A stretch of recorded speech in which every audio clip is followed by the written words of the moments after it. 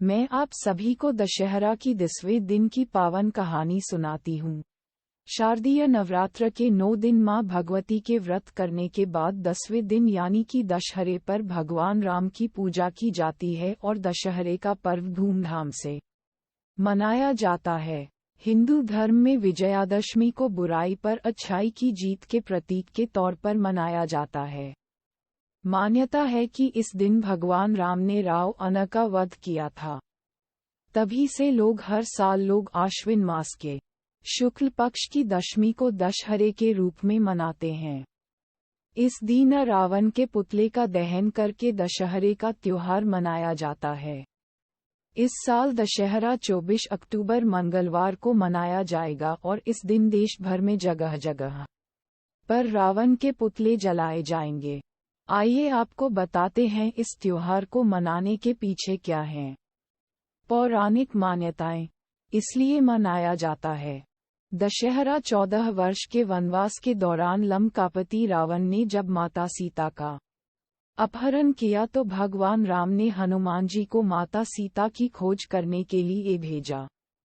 हनुमान जी को माता सीता का पता लगाने में सफलता प्राप्त हुई और उन्होंने रावण को लाख समझाया कि माता सीता को सम्मान सहित प्रभु श्रीराम के पास भेज दें। रावण ने हनुमान जी की एक न मानी और अपनी मौत को निमंत्रण दे डाला। मर्यादा पुरुषोत्तम श्री राम ने जिस दिन रावण का वध किया उस दिन शारदीय नवरात्र की दशमी तिथि थी। राम ने 9 दिन तक मां दुर्गा की उपासना की और फिर 10वें दिन रावण पर विजय प्राप्त की। इसलिए इस त्योहार को विजयादशमी के रूप में मनाया जाता है। रावण के बुरे कर्मों पर श्रीराम जी की अच्छाइयों की जीत हुई। इसलिए इसे बुराई पर अच्छाई की जीत के त्योहार के रूप में भी मनाते हैं। इस दिन रावण के साथ उसके पुत्र मेघनाद और उसके भाई कुंभकर्ण के पुतले भी फूंके जाते हैं। मां दुर्गा ने किया था महिषासुर का वध। पौराणिक मान्यताओं में विजयादशमी को मनाने के पीछे एक और मान्यता ये बताई गई है कि इस दिन मां दुर्गा ने चंडी रूप धारण करके महिषासुर नामक असुर का भी वध किया था।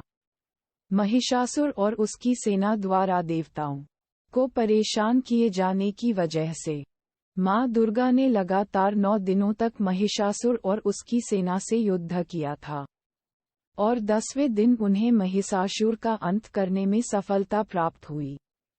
इसलिए भी शारदीय नवरात्र के बाद दशहरा मनाने की परंपरा है। इसी दिन मां दुर्गा की मूर्ति का भी विसर्जन किया जाता है। विजयदशमी का पर्व आश्विन मास के शुक्ल पक्ष की दशमी तिथि को मनाए जाने वाले मुख्य पर्वों में से है।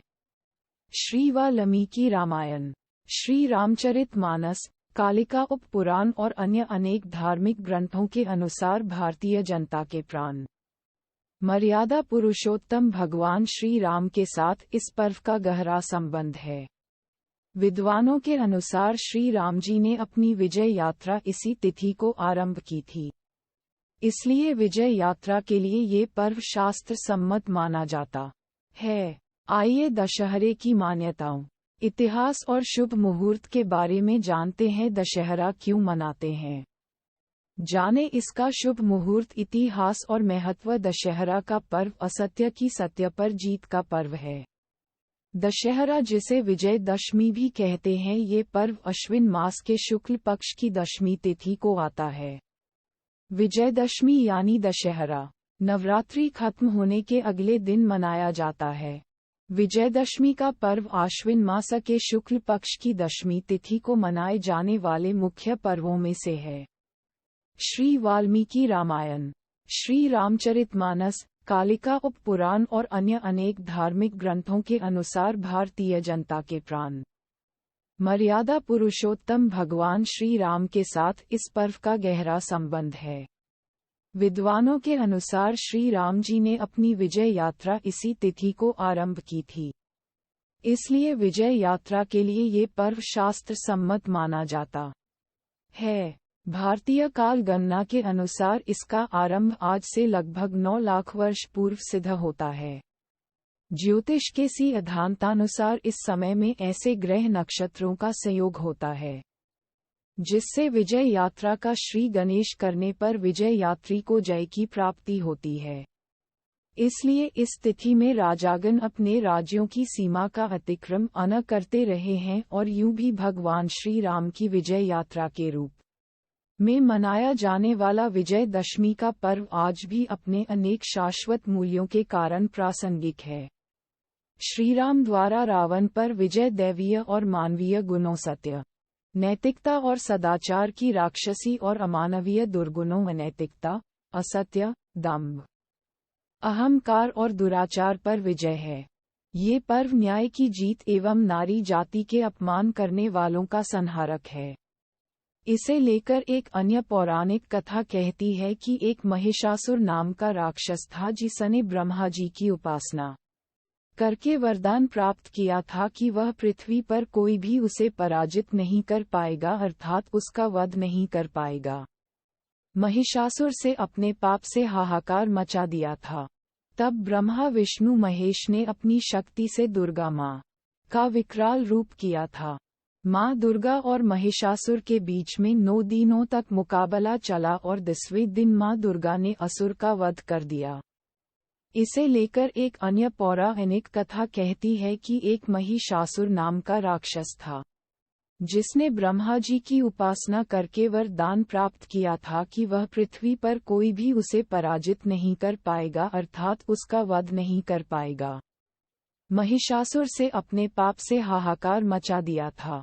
तब ब्रह्मा विष्णु महेश ने अपनी शक्ति से दुर्गा माँ का सर्जन किया था। माँ दुर्गा और महिषासुर के बीच में 9 दिनों तक मुकाबला चला और 10वें दिन माँ दुर्गा ने असुर का वध कर दिया। राम के पद चिन्हों पर चलने का शुभ मुहूर्त इस तिथि की विजय यात्रा मात्र लंका या रावण पर की जाने वाली राजनीतिक जय मात्र नहीं है, बल्कि सनातन धर्म और मानवीय मूल्यों की विजय है। ये दुख में धैर्य करने और सुख के समय कभी न इतराने के उपदेश से आरंभ हुई थी। यह अवसर भगवान श्रीराम के पद चिन्हों पर चलने के लिए संकल्प लेने का शुभ मुहूर्त है।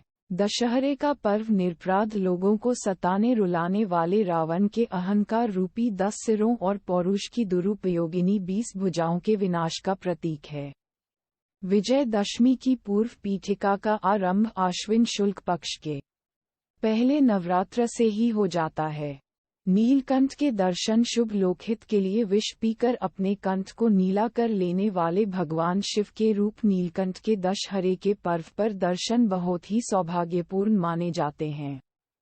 मान्यताओं के अनुसार भगवान नीलकंठ दर्शनार्थियों को स्वस्थ, सुखी और यथावत रहने का आशीर्वाद देते हैं। यही कारण है कि लोग सज धज कर स्वस्थ प्रसन्न मन से उनका दर्शन करते हैं।